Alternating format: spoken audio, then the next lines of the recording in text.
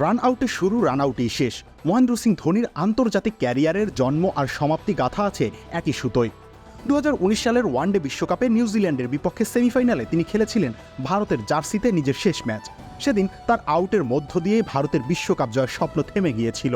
England বিশ্বকাপে ধোনি অবশ্য খেলেছেন দলের সবচেয়ে অভিজ্ঞ ক্রিকেটারদের একজন হিসেবেই। পিক ফর্মে না থাকলেও তাই সবার প্রত্যাশা ছিল তার উপর। বিশেষ করে রোহিত শর্মা একটু বেশি ভরসা করেছিলেন তাকে। সাম্প্রতিক সময় নেট দুনিয়ায় ছড়িয়ে পড়া একটা ভিডিওর কারণেই মূলত রোহিতের কথা আলাদা করে বলা। 2019 সালে ধারণকৃত একটা ভিডিওতে তিনি কথা বলছিলেন ক্যাপ্টেন কুলকে নিয়ে, আর সেখানেই জানিয়েছেন তাকে নিয়ে নিজের ব্যক্তিগত পরিকল্পনার কথা। এই ওপেনার বলেন, আমার সব সময় মনে হয় ধোনির 4 নম্বরে ব্যাটিং করা দলের জন্য আদর্শ হবে, তবে এটা পুরোপুরি অধিনায়ক বিরাট এবং কোচ কি ভাবছে সেটার উপর নির্ভর করে। কিন্তু ব্যক্তিগতভাবে আমি খুশি হতাম যদি তিনি 4 নম্বরে ব্যাট করতেন। সেবারের বিশ্ব আসরে ভারত বরাবরের মতো হট ফেভারিট ছিল। গ্রুপ পর্বে 9 ম্যাচের 7টিতে জয় আর 1 পরাজয়কে সঙ্গী করে সেমিতে জায়গা করে নেয় তারা। এরপর ফাইনালে ওঠার লড়াইয়ে তুলনামূলক সহজ প্রতিপক্ষ নিউজিল্যান্ডকে পেয়েছিল।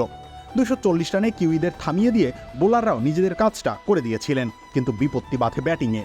টুর্নামেন্টের সর্বোচ্চ রান সংগ্রাহক রোহিত কিংবা কোহলি কেউই টিকতে পারেননি ট্রেন্ট বোল্ট, ম্যাট হেনরিদের বিপক্ষে। শেষ দিকে রবীন্দ্র জাদেজা আশা জাগিয়েছিলেন বটে, কিন্তু হাফ সেঞ্চুরিয়ান ধোনির বিদায়ে সব আশা শেষ হয়ে যায় তাদের।